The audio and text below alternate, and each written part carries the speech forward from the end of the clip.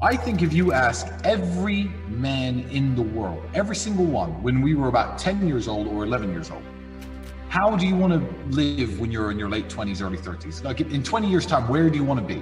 They'd all say the same thing. They'd say, I want a giant house. I want lots of pretty women. I want to drive around in fast cars. That's what they would say. Now, I find a lot of men in the positions of a lot of men who attack people like me for living my lifestyle. I find their position wholly dishonest because they've had the dream that they did have as a young boy. Every single young boy had the exact same dream. They've had this dream beaten out of them by bad relationships, lack of ambition, working their crappy job, getting fat, whatever it is they've done in their life that has shrunk the possibility of this dream happening for them. They then internalize that anger and they burst it out at people like me. I treat everybody from the waiter to my housekeepers, to my security with the absolute utmost respect. I'm loyal to the point where I will never ever stab a friend in the back, talk. I mean, that's just general the way I live my life. You know, I take very good care of my mother. I take very good care of my daughter. The journey is massively important because, you know, today we're in a bit of a up situation where a lot of people, from basic things like pumping cryptocurrency, can make too much money without learning any of the lessons of life. Some people basically get lucky. It's like winning the lottery. If you've bought some crypto coin and now you have like $100 million because you caught some crazy pump, I mean, yeah, cool. You had the foresight to buy that coin, but tens of thousands of other people put money into other coins that didn't blow up. It's essentially like a lottery win. And when I see young guys who are too wealthy at such a young age from doing something that took so little skill and so little hardship, I just know that they are not prepared to have that kind of money. Like, all right, you have millionaire, you are a millionaire, but you don't know what it takes to be a millionaire because you've never had to go through any struggle. And the journey is super important. The setbacks and the bad things that happen to you make you stronger, sharper, more intelligent. People don't develop any knowledge or culture if they run into money too fast. Yeah. So the question you need to ask yourself before you go into any of this is what are you doing this for? What are you doing this for? Are you doing it to make yourself happy? Because that's the way you should be living your life. You are number one, and you should be, living a life that you find fulfilling and you find enjoyable. I've lost everybody I needed to lose over the last 10 years. I've lost them all already. When I was on my way up, I lost all the people who, I needed to shake off anyway. All the friends who were hangers on, all the people who weren't really happy for me when I did well. So my friendship circle, my friendship group has always been very strong.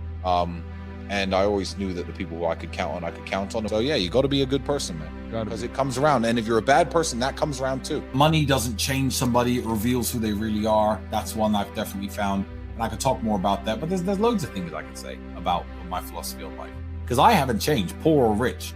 I was broke as fuck, now I'm rich as fuck. I haven't changed 1%. I'm exactly the same person I've always been. I know people who ran into a little bit of money and became, and people are like, oh yeah, money changes people. No, it doesn't. He was always in. Or he just didn't have the platform or the balls or the ego to say what he really thought. I think it really depends on what kind of person you are. I think money is an accelerant. If you're a depressed, sad, person, I believe if you give a depressed, sad person $10 million, they're going to end up suicidal. And if you give a very happy, content, fulfilled person $10 million, they're going to be more happy, more content, and more fulfilled. I think it's an accelerator. So it really depends on where you are in life.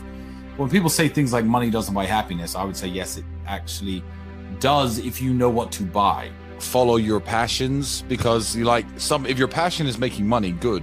When people say, oh, do what you're passionate about, follow your passion. No, I would say do what you're good at, do what you're competent at, but don't necessarily do you think Aliko Dangote is Nigeria's richest man? He made his money in concrete. Do you think he gives a about concrete? No, he's a billionaire. So no, don't follow your passions. That's what I would say. Because your passion might be one of those passions that just keeps people broke. And I think kickboxing is a very important part of our foundational story and my foundational story, because it just made me realize that there were higher mountains to climb, because it sometimes takes money to make money. And with the millions of dollars that we had, we made some very smart investments and we started running other businesses. Look, genetics, intellect, wit, there are various things that we're all born with, and when you get to the age of 12, 13, you can see who's becoming a man with physicality, who's becoming a man who's smart. Yes, some people have further to go than other people.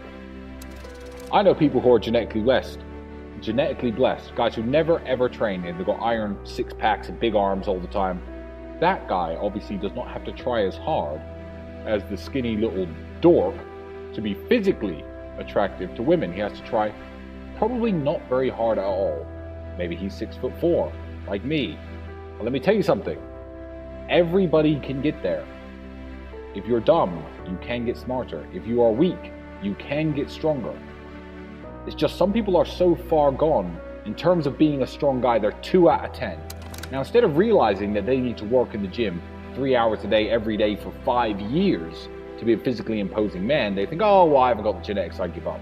So yeah, you can actually turn a geek into a stud. How can I make money? How do I make a millionaire? What are the secrets to success? There is no secret to success. I have the secret to my success. And the secret to my success is different from the secret to everyone else's success. What I would say is, my financial advice that I give to everybody, including how I live today, is I did $10,000 in the club the other day. I spend half of my money like I'm going to live 50 more years, and half of my money like I'm going to live 50 more days. Because you know what? I might only live 50 more days. You don't know. No one knows. And life is very, very short. So I think if you put all your money in the bank, saving for a rainy day, you might just die with millions of dollars in the bank. Never ever having been that guy who, had a Ferrari or had a Lamborghini, even though you've had the money.